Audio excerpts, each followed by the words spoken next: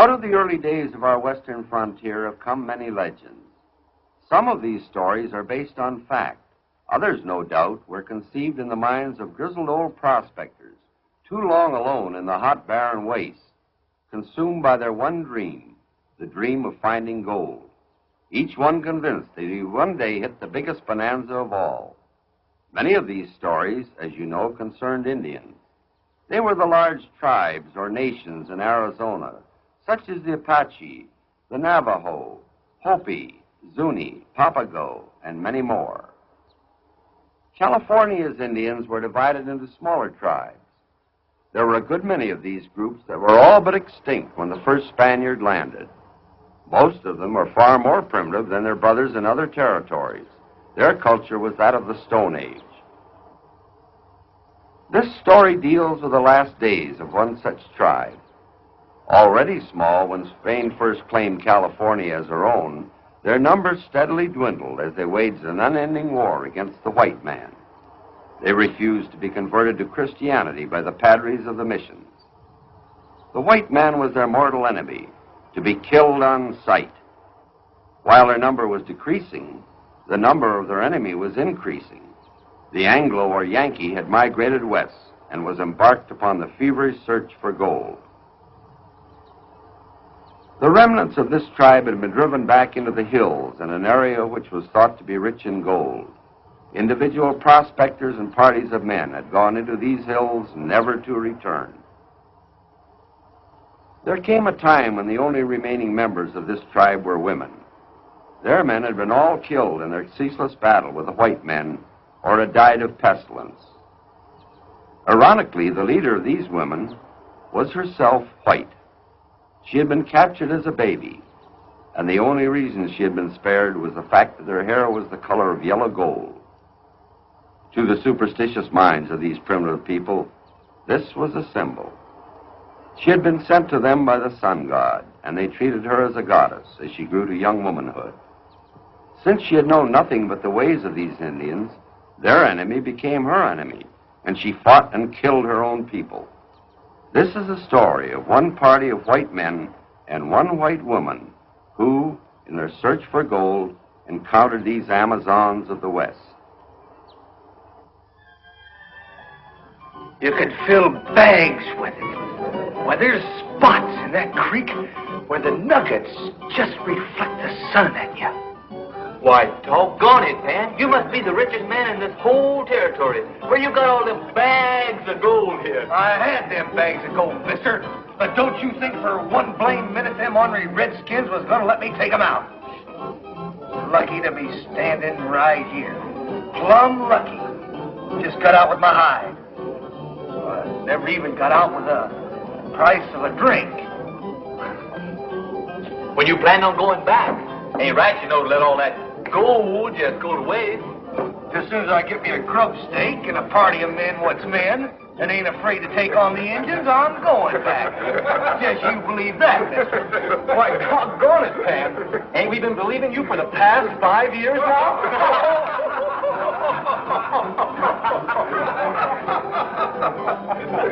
Hey, Pan, come on back and get your drink.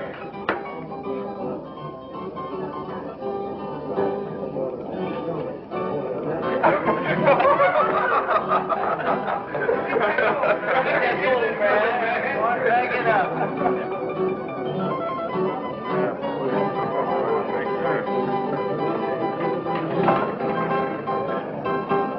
What was going on down there? Oh, that's the boys. They have quite a time with Pan. Pan?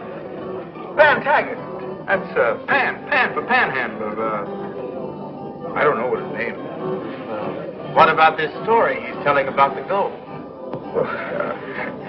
I don't reckon you've been around here very long, have you, Mr. Potter. Mulvey Potter.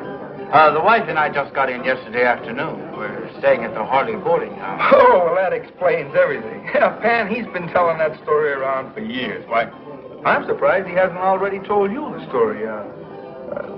Strangers are his best customers. He sure tells it like it was the truth. He's been telling that story so long, I think he believes it now. Yeah, I guess it could be that way. Now, what do you have? Oh, nothing, thank you. I'm not a drinking man. Fact is, wife doesn't allow it. I was going to ask you if you knew of some little business a man might get into. You get to hear about everything that goes on in town. Well, if you've got the right kind of money, I happen to know that you can pick this place right up. You put some music out there, and you get some nice, shapely entertainers. And then you cut that red eye in half with, that cheap alcohol.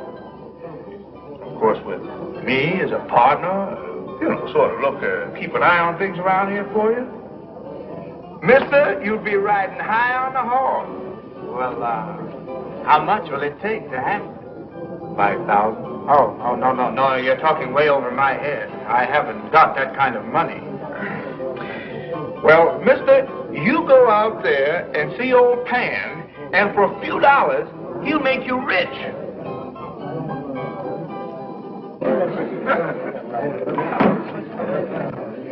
So, how much will it take to outfit for 3 months? Well, dang well depends on how many you got in the party. Now, to get in and out of Gold Creek, that's the name I gave it, you know. You gotta have upwards to 6 or 7 guns. And what would we need with all of those guns? There'd only be 2 or 3 of us. Blast it all, man. I'm talking men. 6 or 7 of us what can handle guns. Well, isn't that cutting the gold a little thin? Oh, it'd take a small army to cut that kind of gold thin. Never seen such gold in all your born days. All right. Now, plan on 6 or 7. How much for 3 months? Well, let's say by the time you figure horses, guns, grub, ammunition, little liquor.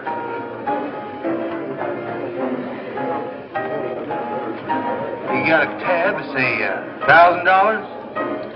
We might be able to save that down a bit. If we can. If you was to round up a party, what'd share expenses? Yeah, that might be the way. Oh, I'd hate to pay the whole bill to make somebody else rich. Who is Pan Taggart? He's that prospector I told you about. The one that knows about the gold. I sent you out to try and talk a deal with the owner of the saloon, and you come back without talking to him. And have the gall to tell me you wasted your time talking to a stupid old fool? But Ruby... I want that saloon. Do you understand? For once in my life, I want to be somebody. I want to run that place and be the queen of the beehive and have all the people come to me for favors. I want to make money. Big money. Ruby, you just said it. That's exactly what's been on my mind. Big money. Well, then go out and buy the saloon. Ruby, honey, forget about that saloon for a minute. That's not what I'm talking about. Besides, if you were to be the queen around a place like that, honey, I just couldn't stand it. All those men pawing at you. Oh. Ruby, honey, listen to me. Hear me out just this once. Now, we both want big money. But I'm telling you again, I just haven't got the wherewithal to buy a place like that. Before you married me, you sold out a freighting business in Illinois. What did you do with the money? Well, I sold out the place because I couldn't make a go of it. Now, if you've got a place that isn't doing very well, you're not going to get very much for it, are you? Now, Ruby, listen. This Taggart swears up and down that the gold is there, and I believe him. Why? Well, if it wasn't there, say he made up this whole story just to mooch a bottle and some food. He wouldn't be willing to risk his life now, would he? Much less 3 months of hard work and a long trip. Oh, no, he can get a bottle and food a lot easier than that. Where's this gold supposed to be? At a place he calls Gold Creek. It's deep in Indian territory. Now, honey, it's no picnic to get there, but we can be rich. Real stinking rich.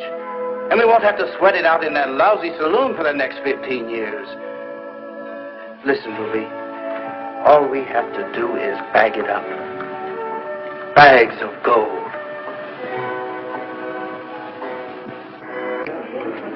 Look, Mike. It's just a matter of time before some joker will drift in from Texas and spot us. When that happens, we're either on the run or rotting in jail. Now listen, Wade. You know I ain't never had no stomach for battling Injuns. Whoever says we're going to have to get to where we have to battle, huh? You mean we just... No, I mean we're getting $300 apiece cash. We're getting grub and plenty of ammunition. When we decide to cut our own trail, you tell me who's going to stop us. Well, 300 ain't much of a stake. Not unless you're planning on going in for that gold by yourself, Condon. No, I'm not. But I figure friend Potter for the rest of a real good stake. Potter's the only fool I know who'll believe Pat Taggart. Oh, how do, Mr. Potter? It's a friend of mine, Mike Horton. He's in on the deal. Howdy. Well, good. Oh, those other 2 men you told me about, they don't want to come in. Looks like we'll have to spend some more time getting the party up to full force. Hunter, I gave you 2 days. You're up. Either we go now, it's going to cost you $2,000 for me and Horton. I just haven't got that kind of money, Condon. Party's up to 5. Either we go now or we don't go. Well, maybe we should just forget the whole thing. But, well, Taggart's sure not going to like going in short-handed. Well, you just tell Taggart that Condon and me make up 4 men. Yeah, could be. Could be.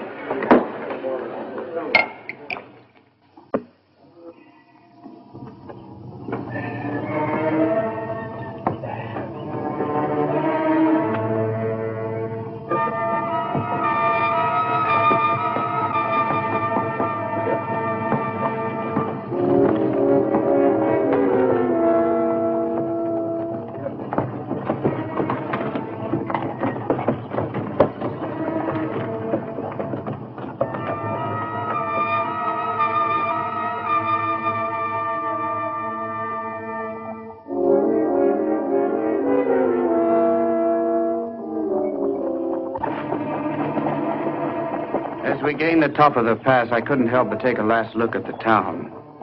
There was a feeling of security down there. While ahead of us, with Ruby it was different. All she wanted to know was whether I was coming or not. When I told her that it might be a long time before we saw the town again, she looked off a moment, then said, "We'll see it again. I hope."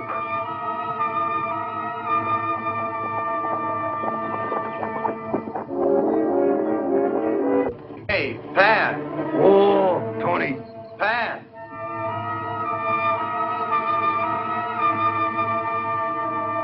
When do you plan on stopping for the night? Ruby and I aren't up to this type of travel. We're beginning to hurt. You city people ain't quite up to Pan Taggart, are you?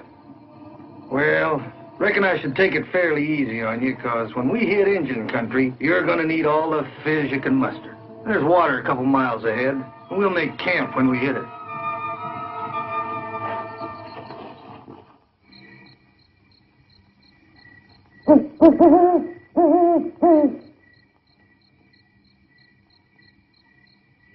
Are we going to take over this outfit tonight?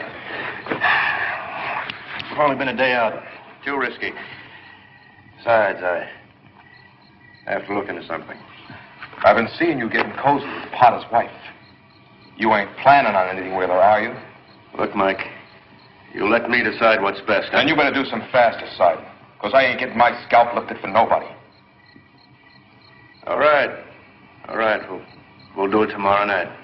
Be a lot safer all around. But it's got to be tomorrow night.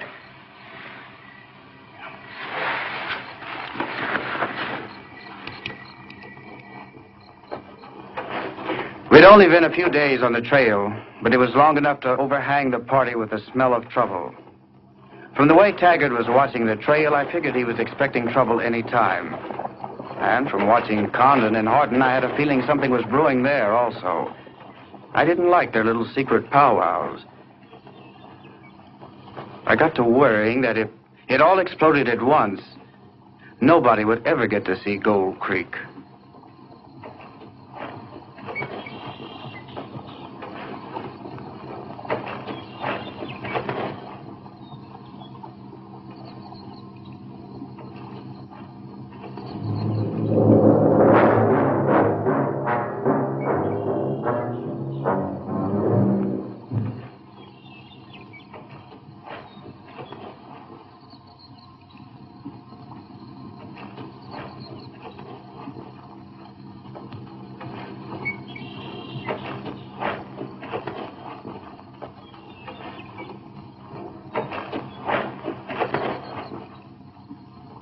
What is it, Taggart? We aren't getting Indians this quick, are we? No, don't reckon so. I just caught a twinkle of something back in the hills. What do you think it was? Sun hitting a bit of mica, most likely. Could also be the sun hitting on a rifle barrel, huh? Could be. Move out.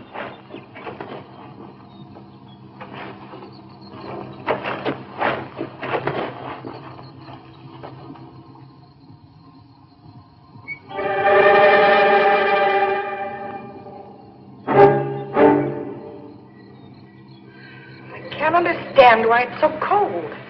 We were roasting all day. Well, we've climbed about a couple of thousand feet since yesterday, Ruby. A higher altitude makes it colder. Oh, shut up. I don't need an explanation from you.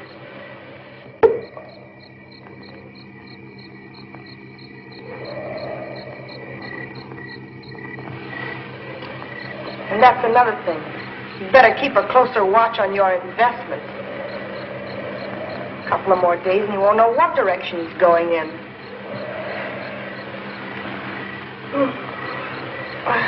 I think I'll go to sleep.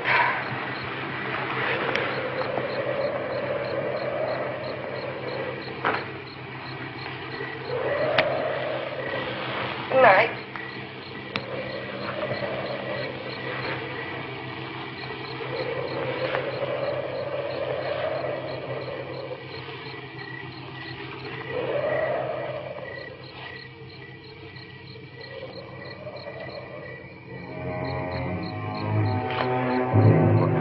Taggart ain't putting on this Indian scare just to keep us in line. As far as he knows, he got nothing to worry about us. And I caught him giving the hill some pretty sharp looks when he thought no one was looking at him. And that's all the more reason for us to get it over with now, before somebody moves down on us. Something that Potter's wife said. Makes it doubtful who's got the money. What difference does it make who's got the money? We get everything, don't we? Could be in town, you know. Who with? The bartender? Horton, you've heard of a bank, huh? Oh, yeah. Yeah. Well, it's a chance we'll have to take, that's all. Because I ain't going another step into no Indian country on just a chance of more money. All right. What about Ruby Potter? Same as the rest. Well, you don't think we're going to take her along, do you? I don't see shooting a woman, Mike. Well, if it'll spoil your breakfast, Condon, leave it to me. Because I got an idea that money-grabbing witch is planning on coming out of this alone. All right. Let's get it over with quick.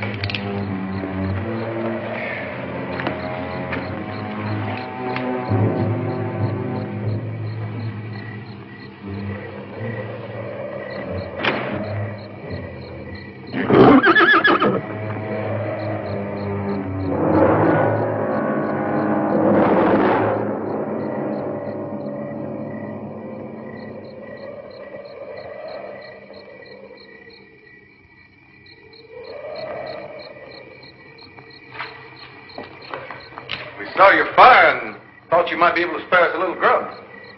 Doesn't the United States Army feed its cavalrymen anymore? Well, we got separated from our outfit in an Indian ambush a day or so ago. Near Scarcino's Fort Apache, it's about 100 miles away, isn't it? Well, how'd you get here so quick? Well, we were on a scouting mission. About 2 days out when it happened. No. Taggart, we got some company. Seems like they want to bite a grub.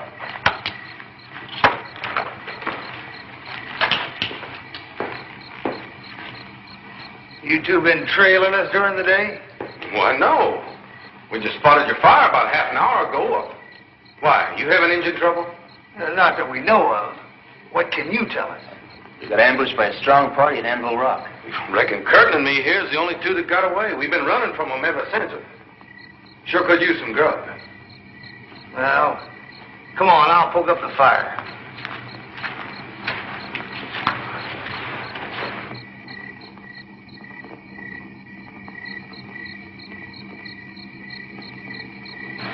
Yeah, I don't like the looks of this.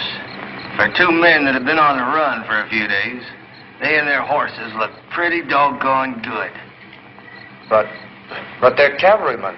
Yes, and no. What do you mean?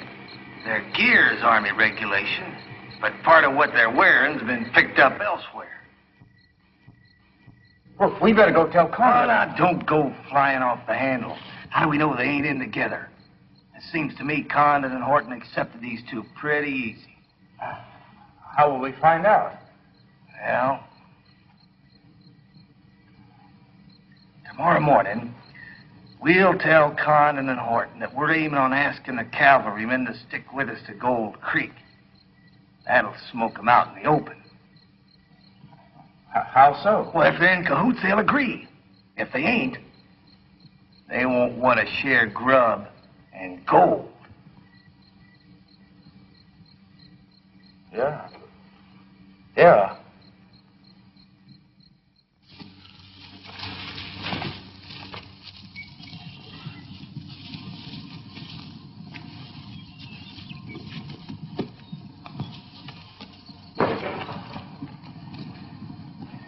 Anything keeping you two from riding? We figured on going your way. Oh. It's the wrong direction for Fort Apache. We didn't know. You know now. We ain't exactly no hurry to get back to Fort Apache. To a court-martial for deserting?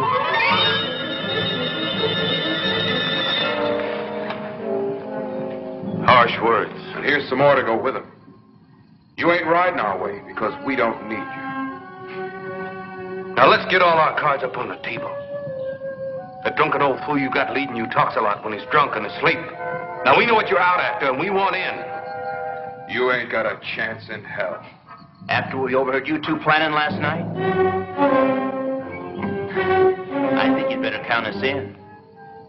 I think you pressed your luck far enough, soldier boys. Now let's start riding, nice and easy.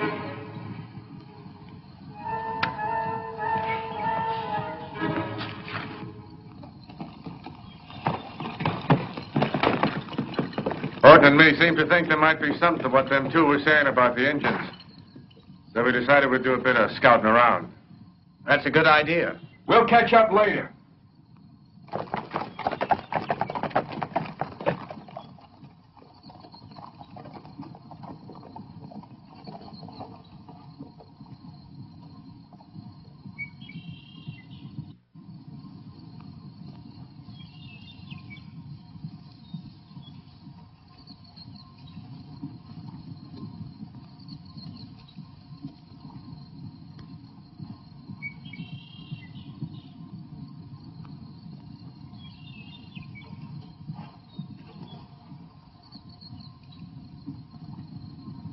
Here they come.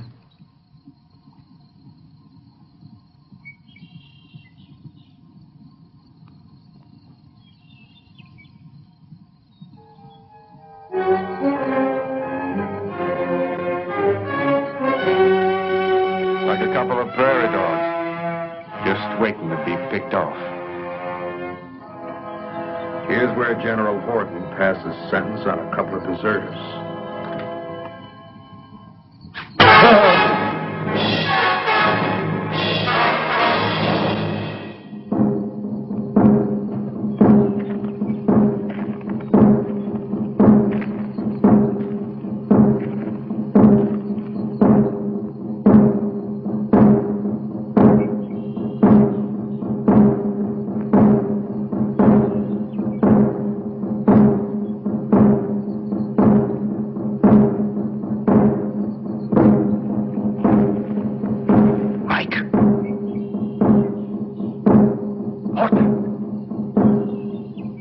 Give me a sign if you're still alive.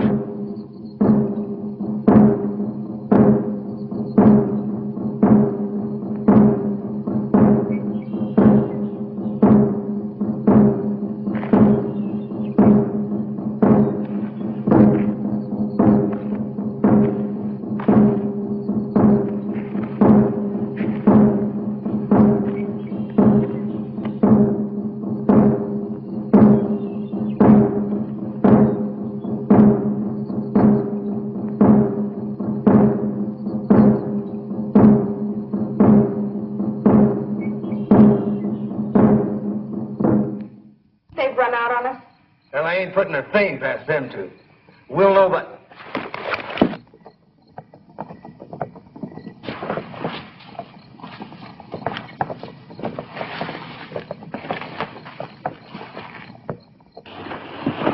What happened? Where the devil have you been? Oh, shut up!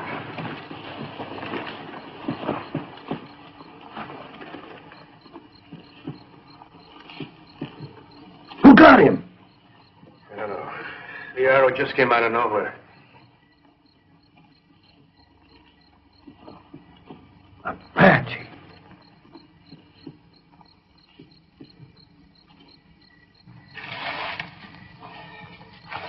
Well, what happened, Condon? What happened? I don't know.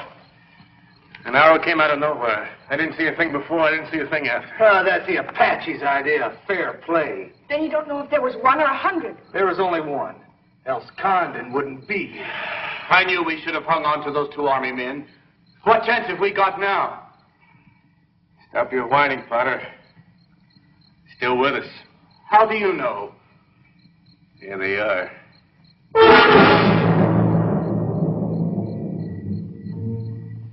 Seems like they heard Taggart here talking in his sleep about the gold, huh? You're dang well making that up, Condon.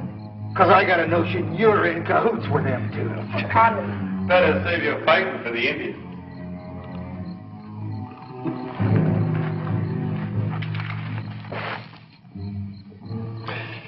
You can't gun us down. You need us now. He's right, Condon. He's right. We've got to take them on. From here on in, I call all the bets, Potter, so don't tell me what to do. Could be the party doesn't need you, Condon. You've been trying to run this show ever since we left. Maybe I ought to let you find Gold Creek. Stop it. If we're ever going to reach that gold, we're going to need all the guns and wits we can muster. Any of you want to argue against that?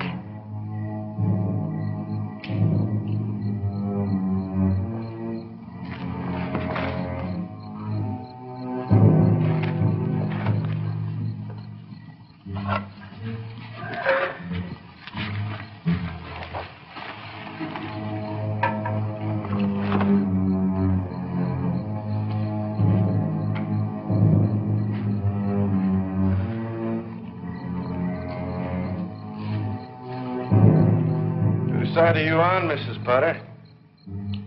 Why, the side that offers the most. Would you care to make a bid? I might. I have to write it out or I bring it in person. Try the personal.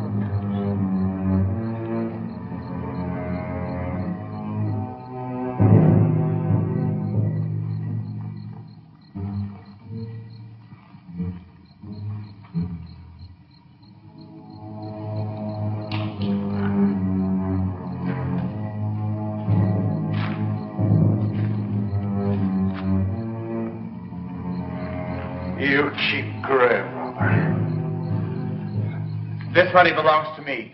He didn't earn it. Do you know of a harder way to earn it, Potter? Well, it's not any good to him now anyway. And what are you acting so righteous about? You were coming here to get this money yourself.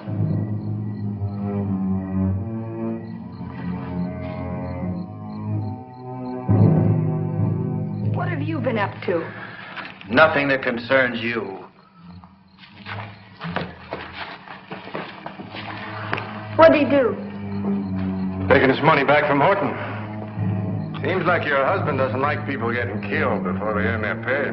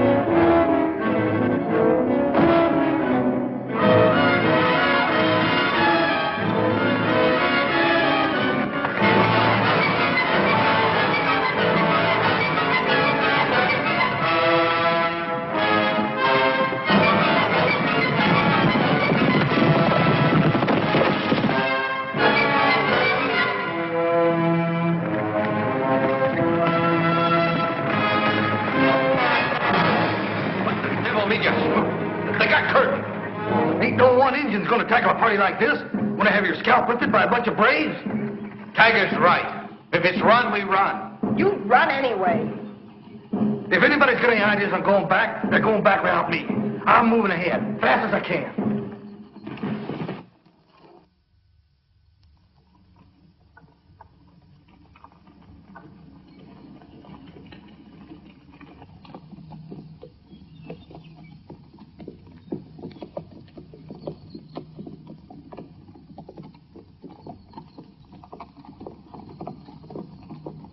I reckon we reached it. Well, checked all my bearings, and unless I'm plumb mistaken, we've come to the gold. Let's get unpacked.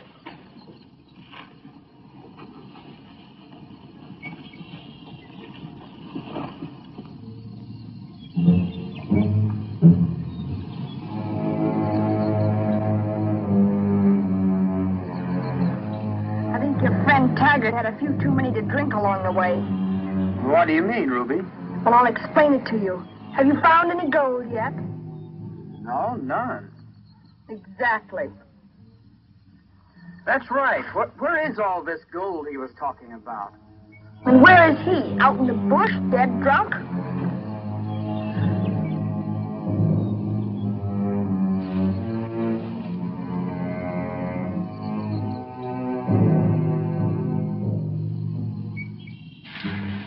I knew it. I knew it.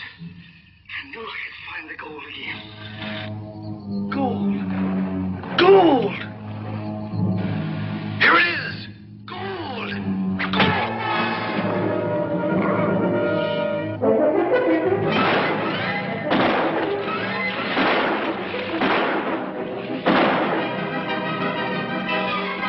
Hold it. Hold your fire. Let's move his body to the brush.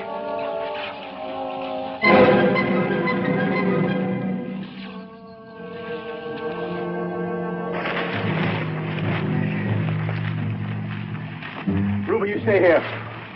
We'll go search the brush. Come on.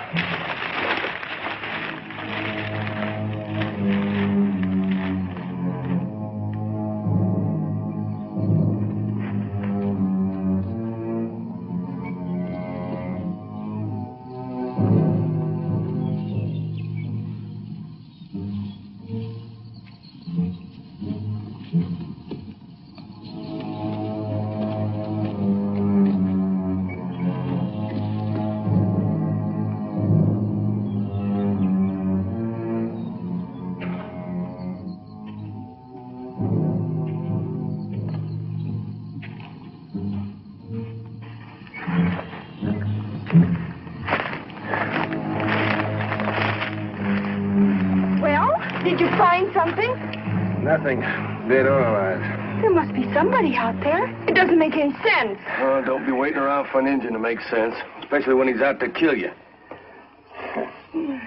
Old Koo tries for 10 years to convince somebody there's gold up here. When he finally makes it back, he gets 1 minute to feel it between his fingers. Then he collects himself a tombstone. I'm sorry it had to be him. Yeah. I could use a drink. I'll join you, Jones.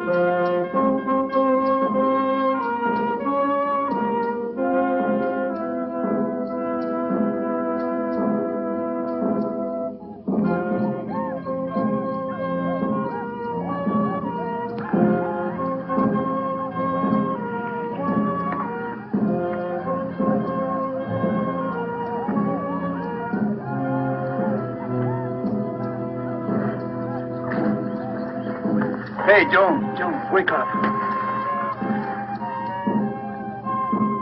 What'd you wake me up for? There ain't nothing about. What do you make of it? Well, one thing for sure, they ain't having no square dance. Will they attack? No, I don't think so. How can you be sure? I ain't. I'm just going on the superstition that they believe if they're killed at night, they'll never find their way to the happy hunting ground. It's a lot of consolation, Mr. Jones. Well, take it or leave it. I'm going back to sleep.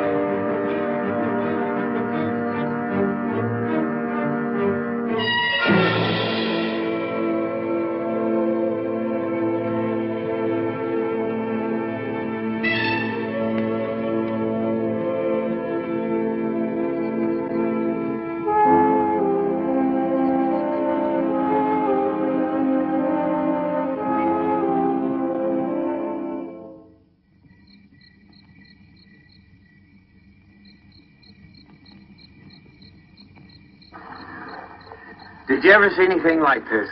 We're rich, Ruby. Rich. We will be if you'll shut up and keep working.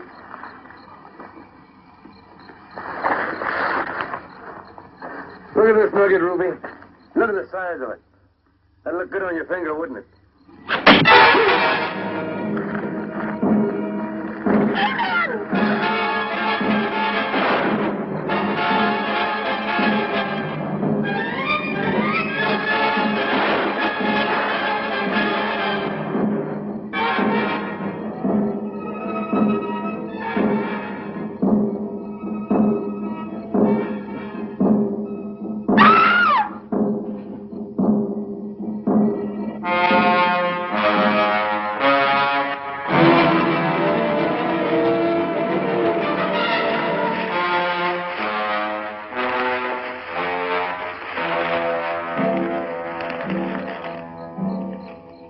She's dead.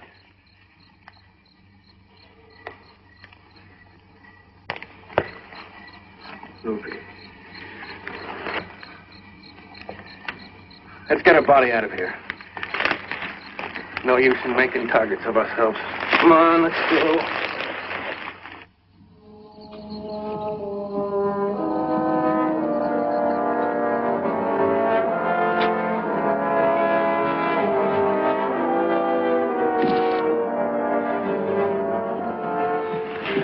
Don't you think we ought to put up some kind of marker? What for? Well, because it's usually done, I guess. Rafe seems kind of lonesome without a touch of somebody cared.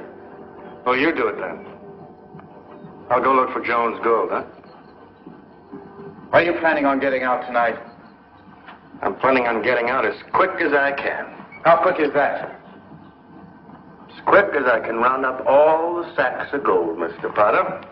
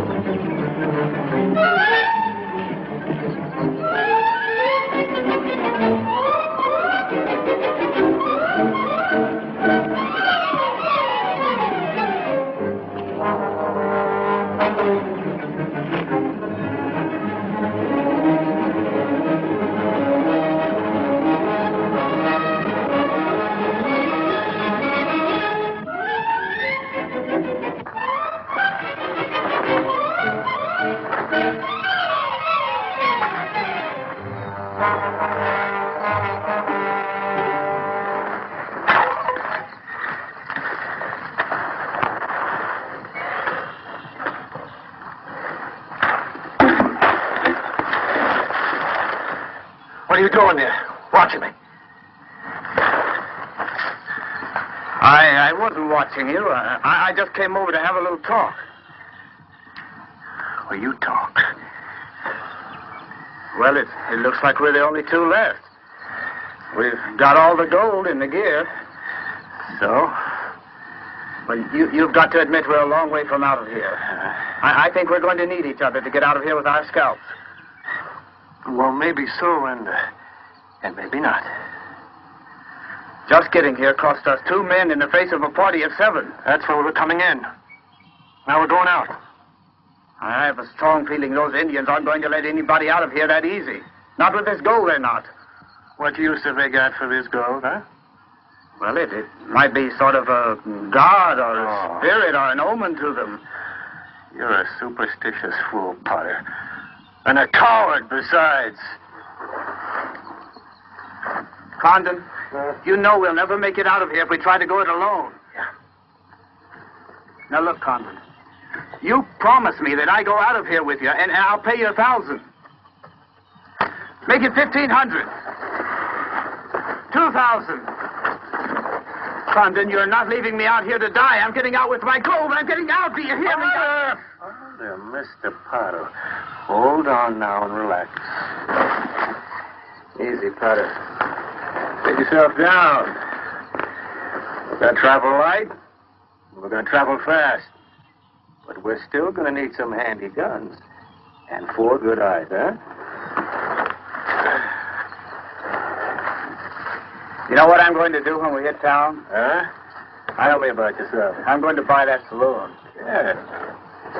Got to like drinking that much, huh? Oh, no. I'm going to buy it because of Ruby. She wanted to buy that place real bad before we came out for the gold. Yeah, I can just sit around and imagine Ruby all dressed up in a silk dress, walking over to my table and sitting by me. And I can see all those men just staring at her with envy in their eyes. Yeah. I'm going to buy that saloon.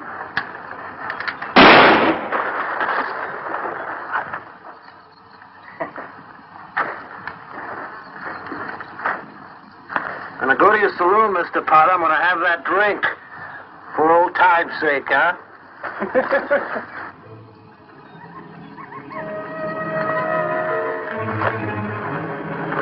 Condon!